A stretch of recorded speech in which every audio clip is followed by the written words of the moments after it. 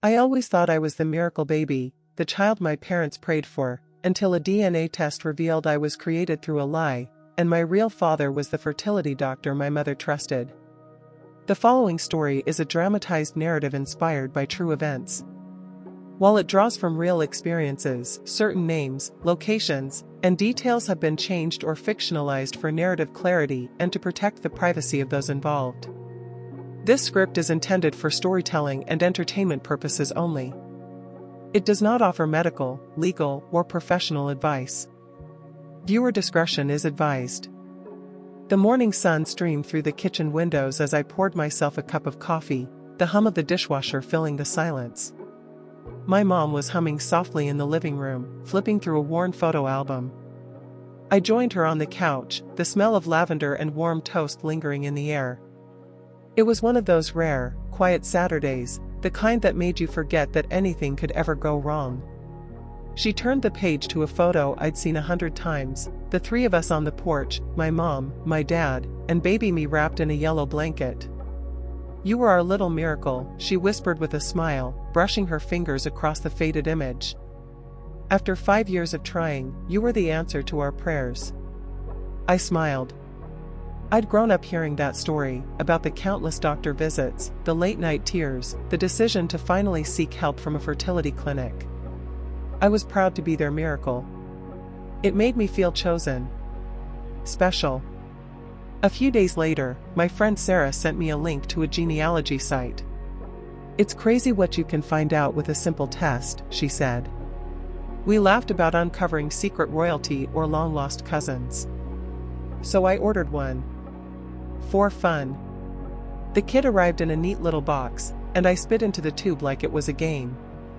I didn't think twice. My dad had roots in Ireland, and my mom's side was Italian. I was curious to see which traits I'd inherited. It was harmless curiosity. At least, that's what I thought. 2 weeks later, the email popped up, "Your DNA results are in." I clicked the link, scrolling through the percentages, 47% Italian, 53% Eastern European. Odd. Eastern European? That wasn't from my dad. I frowned. Maybe some distant ancestry? Then I saw the list of DNA matches. None of my dad's relatives showed up. Not one. At first, I assumed there had been a mistake, a glitch in the system, maybe? I texted my dad, asking if he'd ever done one of these tests. He hadn't. I brushed it off. Until a few days later, when I got a message from a stranger. "Hi. I think we might be related. My DNA match shows you as a half-sibling. Did your parents use a fertility clinic in the 90s? My biological father was a fertility doctor." My stomach dropped. The word half-sibling hit like a thunderclap. I stared at the screen, unable to breathe. Half-sibling?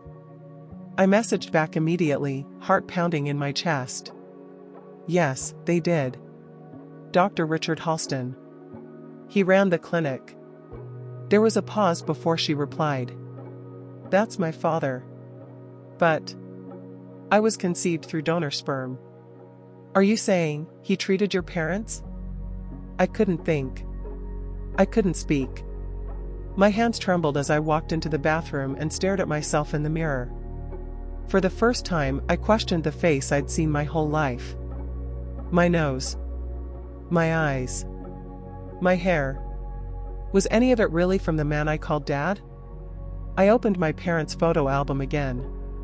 That same yellow blanketed photo. But this time, the image looked different, the love in my father's eyes now haunted by the possibility of betrayal. Was this real? Could it be? My entire life, I believed I was the answer to my parents' prayers.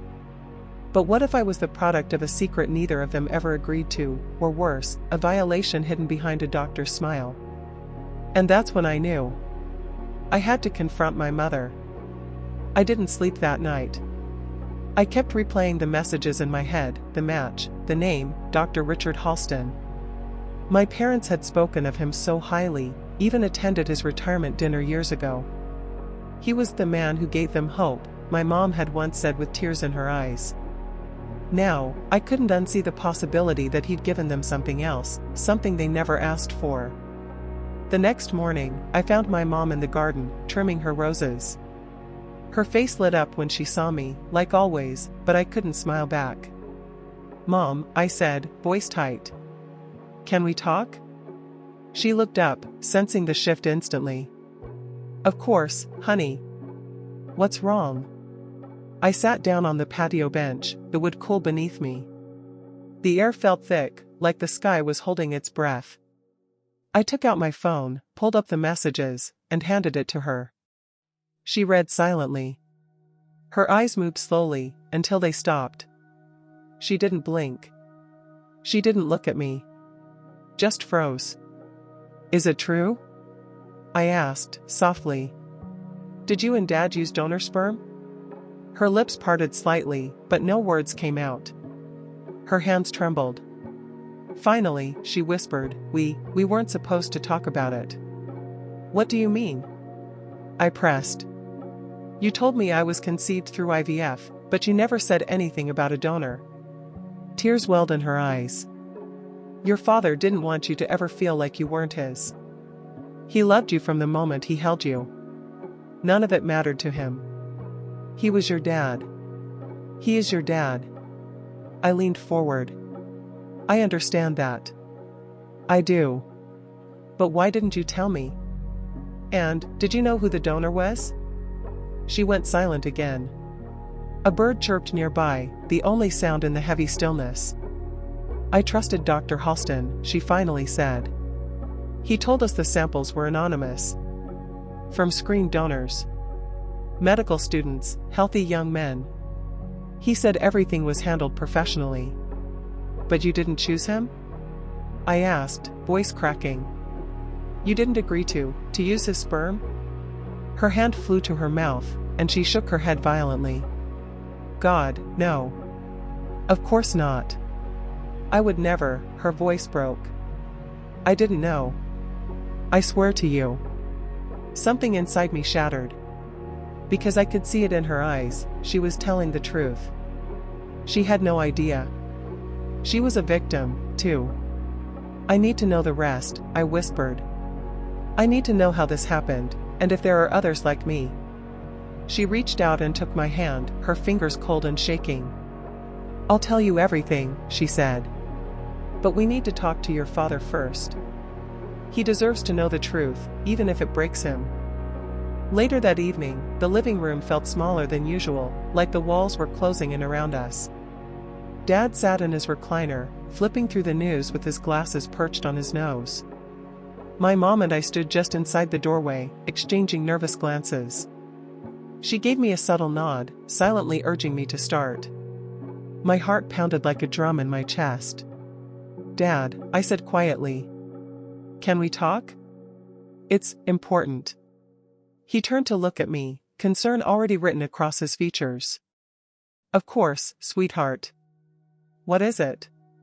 I sat across from him on the sofa, suddenly unsure of where to begin. I glanced at Mom again, but she stayed silent.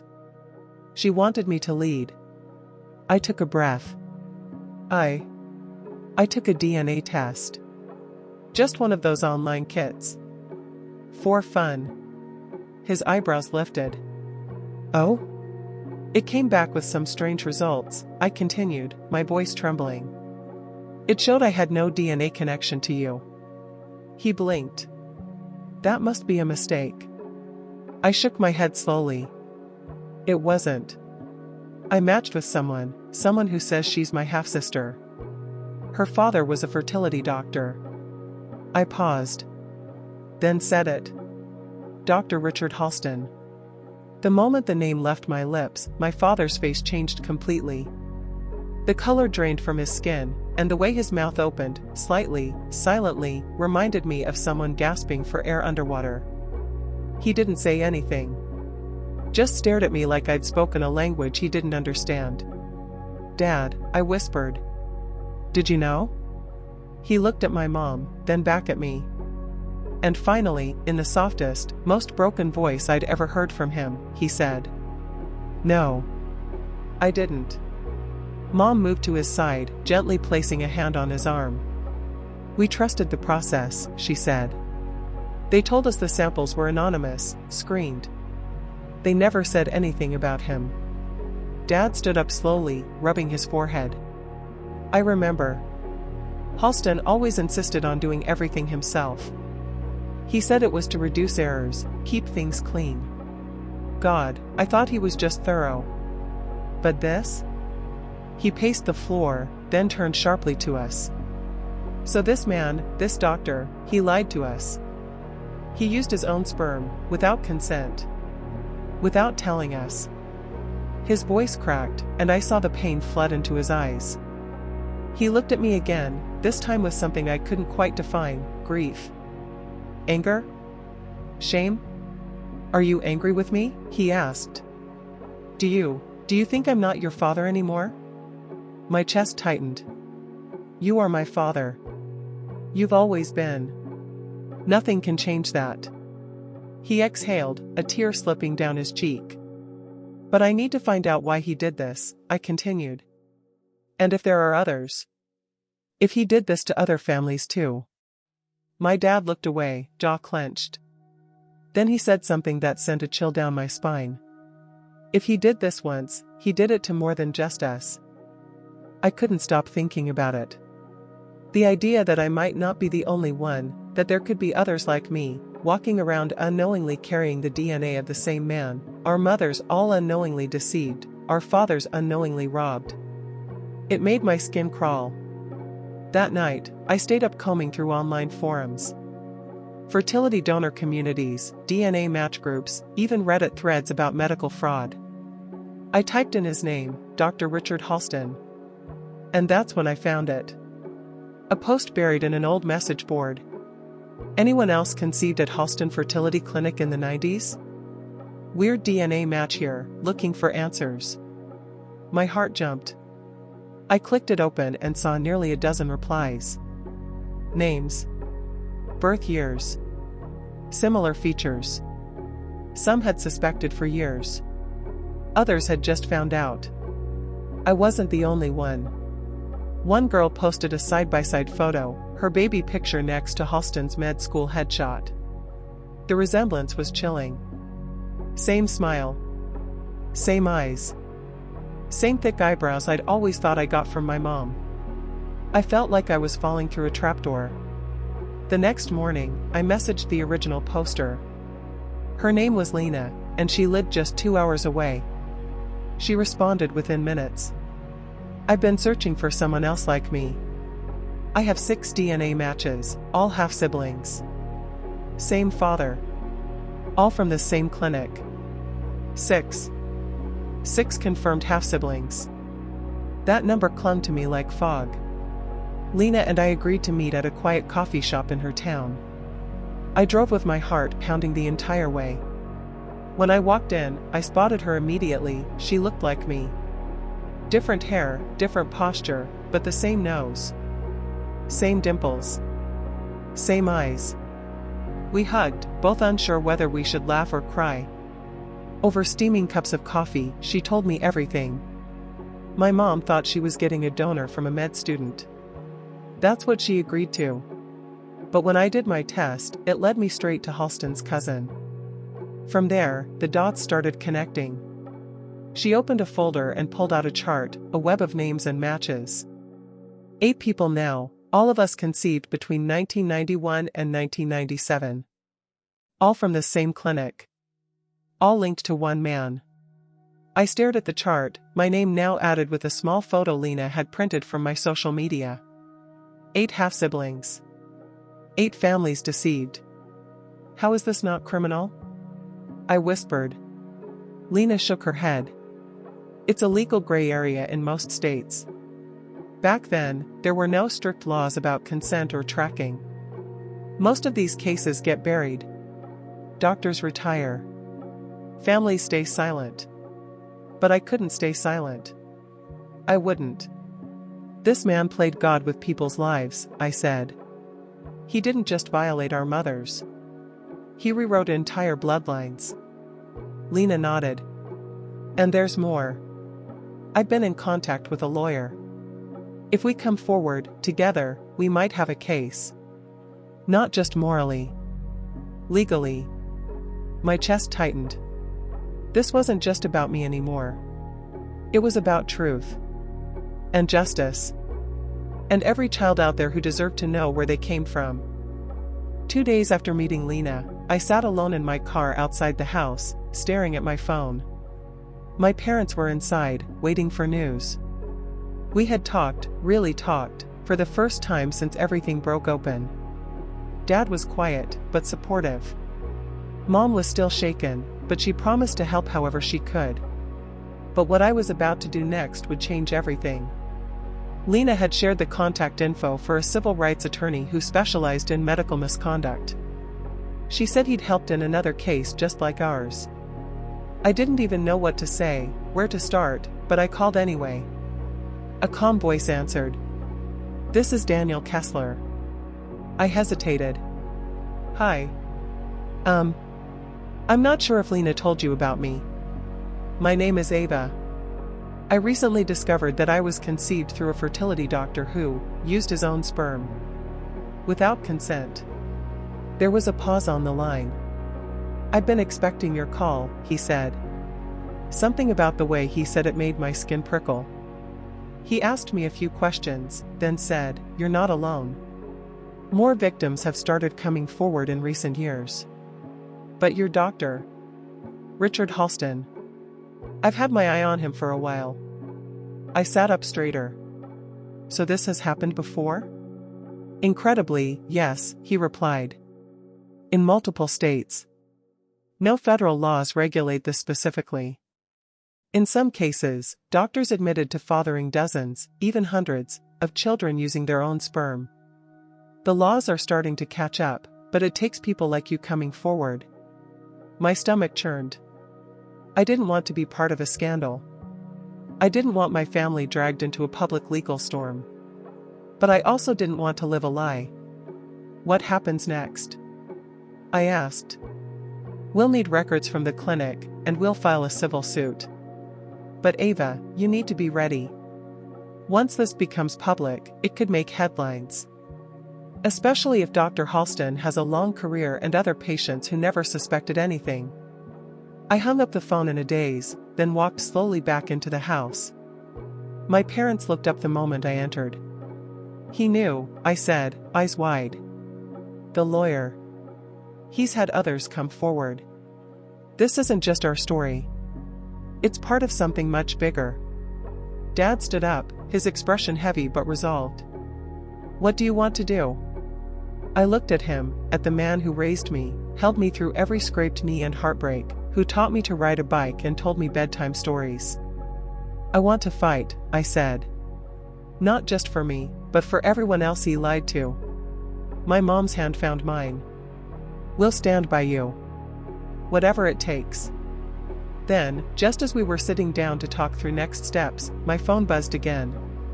It was an unknown number. I answered. A woman's voice came through, trembling. "Hi. I'm sorry to call out of the blue. My name is Claire. I saw your post on the DNA group. I think we might be sisters." I closed my eyes. Another one. I didn't know how many more there would be. But I knew one thing for sure. Dr. Halston's secret was about to be exposed. The days that followed were a blur of emails, legal forms, and video calls with strangers who shared my DNA. By the end of the week, our list had grown to 15 confirmed half-siblings. 15. Different ages. Different lives. Some looked like me. Some didn't. But we were all linked by one thing, a doctor who had played God behind sterile clinic doors. The lawyer said our collective voice had weight. With this many people coming forward, we could push for real legal action. But to strengthen the case, we needed one more thing. A confession. Or at least a confrontation. Lena and I agreed to try. She managed to find a recent listing. Dr. Halston had retired to a quiet suburb just 3 towns away. A large white colonial house. Manicured hedges. He even ran a local gardening blog. It was surreal. We arrived together. My heart thudded against my ribs as we walked up the driveway, our faces set. Lena held a printed folder with DNA charts and photographs. I had nothing but the questions that had haunted me for weeks. He opened the door himself. Tall. White-haired. A little stooped now. But the moment I saw him, I knew. Those were my eyes. Ava, Lena said beside me, just above a whisper. He looks like you. Can I help you? He asked, smiling politely, like we were just neighbors. I stepped forward. Dr. Halston. My name is Ava Reynolds. You helped my parents conceive me in 1994. His smile faltered. He blinked, the name catching in his mind like a thorn. Then his eyes shifted to Lena. His face stiffened. I'm not practicing anymore, he said quickly. If you're here about records, you'll need to contact. I cut him off. I know what you did. His mouth opened, then closed again. Lena stepped forward and handed him the folder. Inside were printed DNA matches. Photos. Half-sibling webs. Names. Evidence. We stood in silence as he flipped through them, his hands beginning to shake. You violated our families, I said, my voice rising. You lied to our mothers. You stole choices. You are our biological father, and you didn't even tell them. He looked up at me, his expression unreadable. Then, for a brief, fleeting moment, I saw it. Shame. I never meant to hurt anyone, he finally muttered, barely audible. There were shortages, the donors didn't always show up, timing was critical, and the success rates were low. I thought. You thought you had the right to insert yourself into people's families? I snapped. You thought it was okay to deceive vulnerable couples because it suited your ego? Tears formed in my eyes, but I refused to let them fall. We are not mistakes, Lena said. We are people. And you robbed us of the truth. He said nothing. No denial. No apology.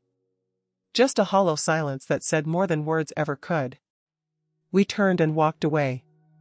The next day, Lena posted our encounter online, anonymously at first. Within 48 hours, it went viral. Within a week, news outlets had picked up the story.